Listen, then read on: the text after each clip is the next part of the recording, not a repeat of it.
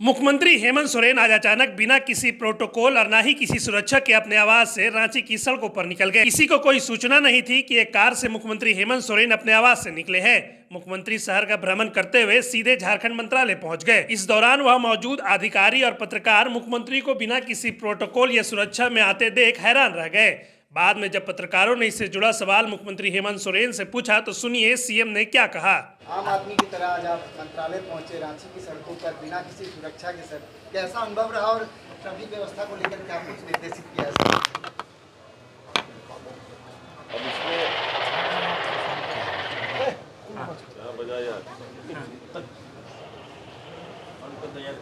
आम आदमी मतलब मुझे आप लोग आम आदमी नहीं समझते हैं क्या? सर, आप समझते हैं प्रोटोकॉल में सर आप माननीय हैं। लगता है यार आप लोग को भी कुछ कहीं कहीं का असर हो रहा है। अब इसमें आम आदमी है, तो ये कोई नया नहीं है। इसमें मुझे लगता नहीं है कि कुछ बोलने की जरूरत है। आम आदमी का भी एक दायित्व है, सरकार का भी एक दायित्व है। दायित्व का निर्वहन होना चाहिए और हम लोग हर संभव प्रयास करते हैं कि दायित्वों का निर्वहन हो। सर, ये गुरु जी के नाम पर जो स्कूल बन रहा है, कल आप समीक्षा बैठक क्या उसमें होगा? हाँ, जो जजुआर में जो आपने आवासीय विद्यालय को लेकर के समीक्षा की। देखिए आपको पता है कि पुलिस संवर्ग एक ऐसा संवर्ग है जहां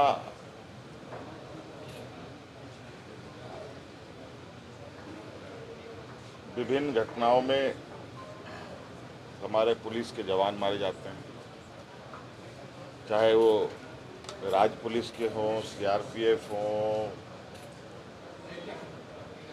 या बीएसएफ हों या और पुलिस फोर्स हों। और उनके निधन के बाद और आपको पता है कि पुलिस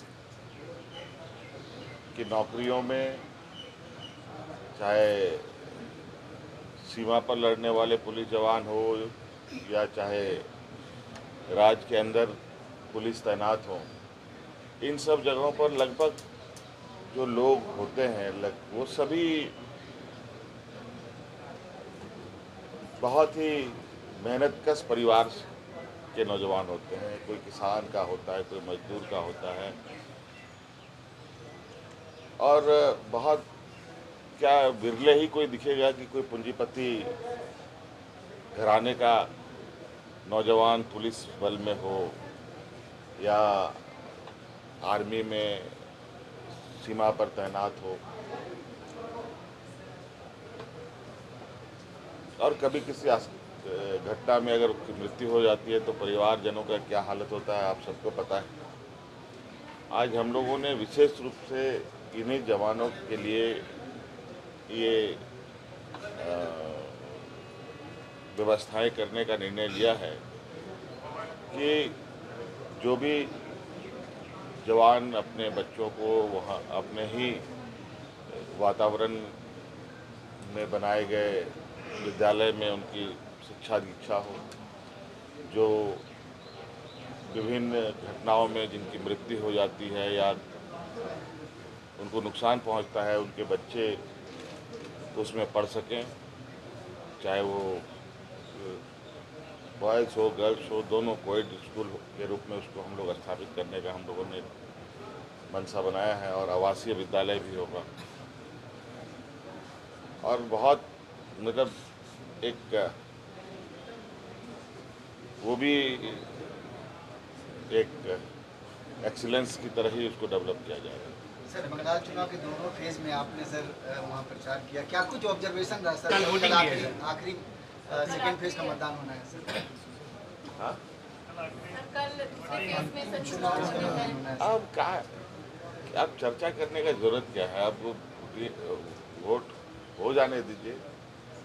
और वोट होगा, रिजल्ट भी आएगा, उसके बाद चिंता करेंगे। खामखा उसके चक्कर में अपना पेट क्यों खराब करो यार। सर